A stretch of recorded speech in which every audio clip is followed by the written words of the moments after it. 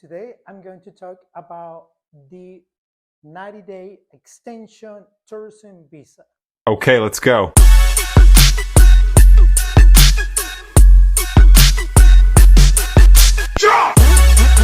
First, you have to know that when you enter to Ecuador and you're coming from the US or Canada, you will be receiving 90 days for free. That will be for granted every time you enter the airport. You will be receiving 90 days for free. But what if you want to stay longer? If you want to stay longer, it's very easy because you only will have to pay the fee and you will be getting extra 90 days in total. In 1 year, you can stay in Ecuador for 180 days.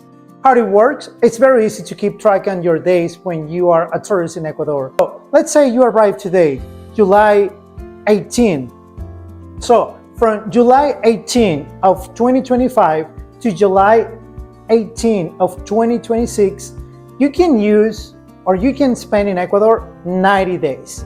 So let's say on your first trip, you were in Ecuador in total for 15 days. So that means that and the next time when you're arriving, as long as is before July 18 of 2026, you will have a remaining days of 75 days. Let's say on your second trip, you come for 30 more days. The next time when you're entering Ecuador, you will have a remaining of 45 days. For you to apply for the extension, you have to keep in mind that you only can apply for the extension between the 80th and the 90th day of your first 90 days for free. So it is only during these 10 days when you can apply for the 90-day extension. Then you will be granted in 2 or 3 business days a 90-day extension, so you can stay in Ecuador a total of 180 days. There is something you have to keep in mind. Let's say you have some remaining days and your first entry to Ecuador is July 18, but let's say you have remaining 45 days and you arrive to Ecuador on July 1st of 2026. According to the Ecuadorian law, if you stay more than July 18, you will get fined.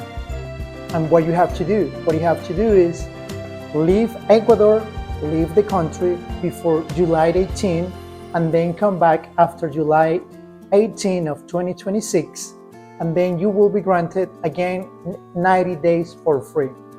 But if you stay from July 1st and you surpass July 18, but you say, well, I received 45 days, I have remaining 45 days, so you might think you don't have any problems. But if you don't leave Ecuador before July 18, you will get fined. The fine for 2025 is $470, and this amount is calculated based on the Ecuadorian monthly minimum wage. So for next year, it will get increased probably $15 or $20. So keep this in mind because this is very, very important. We have received a lot of emails from people who got fined when they were leaving the airport and they didn't know what happened. So this is one of the unique situations you have to keep in mind every time you are coming and you have remaining days on your 90 days for free tourist visa. If you have any questions about this, please comment in the comment section, tourism, and we will get back to you as soon as possible. Also, you can send us an email at info@equasys.com. Thank you.